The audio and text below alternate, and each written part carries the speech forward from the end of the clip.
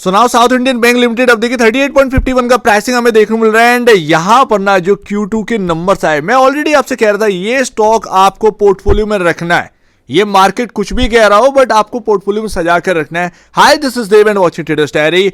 All time high इस stock ने cross कर दिया एंड अभी ना ये बात खत्म नहीं हुई है, ये बात और आगे तक जाएगी।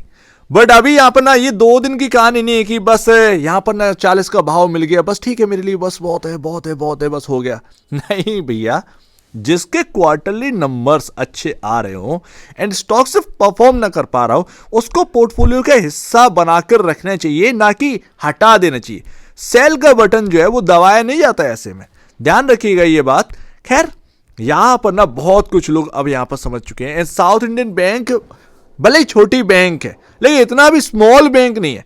एंड मार्केट कैप देखिए तो उस हिसाब से जरा सोचिए, और परफॉर्मेंस लगातार डिलीवर है। अच्छा, इस चार्ट में सबसे इंपॉर्टेंट खास बात क्या है, अगर आप एक ट्रेडर हैं या आप इन्वेस्ट करते हैं, इस चार्ट में सबसे इंपॉर्टेंट बात क्या है? कुछ दिख रहा है आपको? देखिए यहां पर ना अगर आप देखोगे तो एक सबसे अच्छी बात क्या लगती है, सबसे अच्छी बात है कि भाई हायर साइड आए बट कोई गैप अभी नहीं छोड़ा है। हालांकि हाँ वो 25 रुपए के आसपास एक गैप है, लेकिन इसका मतलब ये नहीं कि स्टॉक 25 रुपए तक आएगा, नहीं। देखिए वो ये ना जो दूर के गैप छूट जाते हैं, होता क्या है कि बैंकिंग में कोई संकट आ गया, ठीक है, या मार्केट में कोई संकट आ गया, तभी ऐसे गैप बढ़ते हैं, अदरवाइज ये गैप फिल नहीं होते हैं। जब मार्केट में अंधा संकट आ जाता है तब बुरी तरीके से स्टॉक गिरते हैं, तब ये गैप ऐसे यहां पर अनुमान लगा जाते हैं कि ये फिल होंगे। अदरवाइज इतना आसान नहीं है। खराबी कुछ नहीं है भाई, खराबी क्या आपको देखने को मिला है साउथ इंडियन बैंक में। एंड यहां पर ना अगर आप देखोगे तो थोड़ा सा नंबर्स आप देखो, क्या कुछ बेहतर लग रहा है क्या? नहीं, कुछ नहीं है यहां पर ना। अगर आप प्रॉफिटेबिलिटी देखें, देखिए बेहतर क्या, प्लस में ग्रोथ है, कोई नेगेटिव ग्रोथ नहीं है, कुछ भी का मतलब प्रॉफिटेबिलिटी में आपको कुछ बहुत बड़ा जंप नहीं देखने को मिलेगा। 322 से 351 करोड़ आ गया, ईयर ऑन ईयर बेसिस पर 325 से 351 हो गया। 25 करोड़ का ही यहां पर ना आपका मोटा मोटा नेट प्रॉफिट बढ़ता हुआ नजर आया। बट ये इनफ नहीं है, बात यहां पर आ जाती है ग्रॉस एनपीए, जो कि हर क्वार्टर में आपका गिर ही रहे हैं, 2.93% पर पहुंच गए। ईयर ऑन ईयर बेसिस पर देखेंगे 4.40% से सीधे 2.93% पर आ गए। नेट एनपीए 1.31% से सीधा 0.56% पर नेट एनपी आ चुके हैं। दैट्स यहां पर ना ये आपकी तेजी का पीछे का सबसे बड़ा रीजन है। Net NP, gross NPA, bank की अंदरूनी जो हालत है ना वो लगातार बेहतर पर बेहतर होती जा रही है। स्टॉक ने परफॉर्म नहीं किया है पर बैंक ने परफॉर्म किया है बाय बिजनेस पर्पसेस। तो ये बात समझो, जब स्टॉक परफॉर्म करते हैं ना तो वो अलग ही ऐसे स्टॉक परफॉर्म करते हैं। अब देखो ऑल टाइम हाई निकला है तो उम्मीद है कि भाई हाई साइड और जाए। भाई सीधी सी बात है, वो 40 का आंकड़ा जो है वो कोई बहुत दूर की बात नहीं है। अच्छी क्लोजिंग हमको देखने मिली है। खैर उससे अच्छी बात क्या है, एफआईआईस 17.91%। एफआईआईस का जो जून में यहां पर ना होल्डिंग बढ़ी है 11.96 से सीधा 17.58, ये ही आपको बता रहा था कि बेहतर है, चीजें बेहतर है। लोग अभी भी ना पेनी स्टॉक में पड़े हुए हैं। साउथ इंडियन बैंक 22-23 रुपए के आसपास बिक गया। मैं कहता रह गया कि भाई यही ठीक है, जो पेनी स्टॉक ढूंढ रहे हैं ना उनके लिए ये अच्छा क्वालिटी है, और पेनी प्राइस जो है ना वो आपको देखने को मिल रहा है। तो वो देखो आपका क्वालिटी जो है ना वो दिख रहा है। डीआईएस ने भी उस वक्त की खरीदारी स्टार्ट करी, 11.92% सबसे हाईएस्ट है। रिटेल जो इन्वेस्टर है वो 17.60% पे पहुंच गए, कभी 81% हुआ करती थी। तो समझ रहे हो ना, ये डिलीवरी क्वांटिटी देखो 44.30% 21 अक्टूबर को। दैट्स ये आपका ना प्लस पॉइंट ये होता है।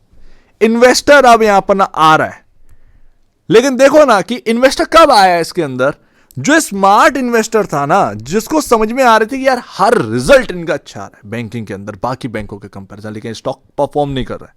वो जोड़ता चला गया, वो जोड़ता चला गया, पाए पाए जोड़ता चला गया, आज वो खुश है। ये वो लोग आ रहे हैं जब थाली लग गई, खाना खबने लगा, अब कुछ बचा हुआ खाना है, वो लोग हैं ये, समझ रहे हो? तो ये अंतर होता है। रिसर्च करनी तुमको ही पड़ेगी, लेकिन आप थोड़ा सा यहां पर ना सावधान रहिएगा।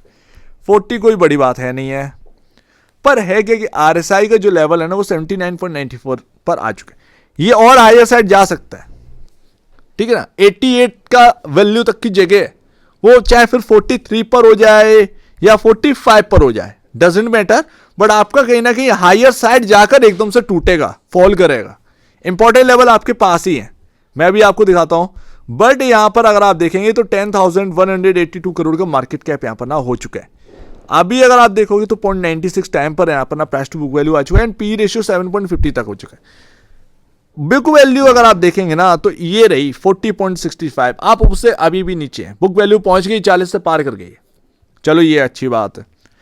यहां पर ना जो इन्वेस्टर लोअर प्राइसेस पर है वो बस यही देखे कि बस धीरे धीरे मेरा स्टॉक ना ग्रो करता रहे। ग्रो होने की जगह बहुत है, ठीक है ना, ग्रो होने की जगह बहुत है, टेंशन ना लो, पोर्टफोलियो वाले स्टॉक है।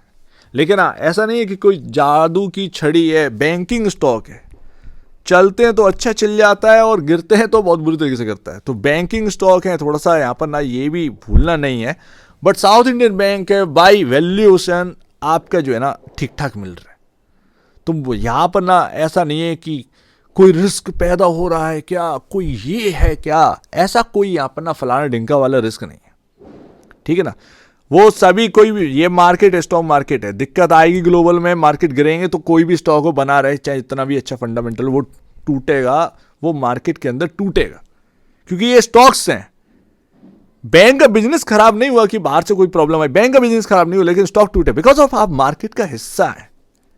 तो ये चीज ना ध्यान रखा करो और कुछ नहीं करना है।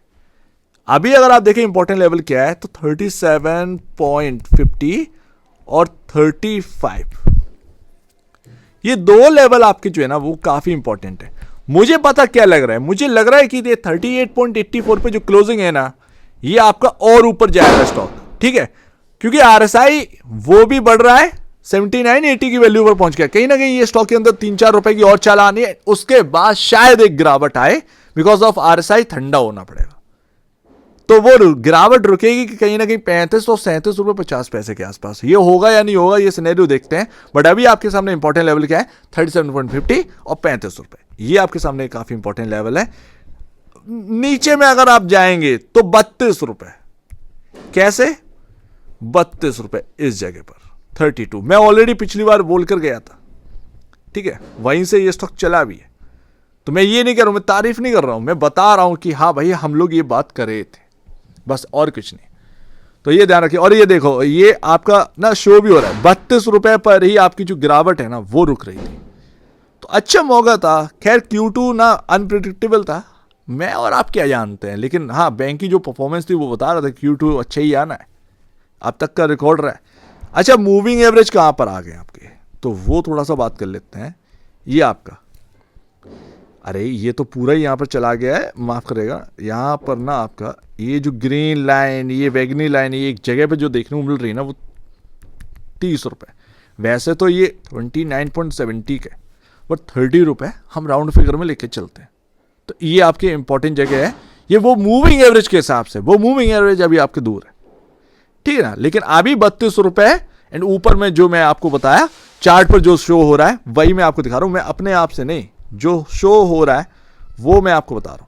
तो वेट करिए, मेरे ख्याल से यहां पर ना आपको अच्छा रिटर्न मिल ही रहा है। जिन्होंने भी लोअर प्राइसेस पर ले रखा है, मैं तो जोश भरता रहा भाई, स्टॉक तो टूटा लेकिन एक एक बात यही समझाता रहा कि नंबर्स अच्छे हैं, पोर्टफोलियो में बस पड़ा रहने दीजिए ज़्यादा बेहतर।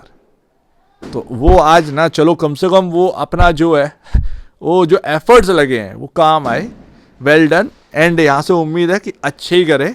अब रोज रोज तो कोई स्टॉक नहीं चल पाएगा, ये ध्यान रखिएगा, लेकिन हाँ साउथ इंडियन बैंक एक अच्छा स्टॉक है, कहीं ना कहीं आगे के लिए भी काफ़ी बेहतरीन है, स्थिति काफ़ी अच्छी है, ये है।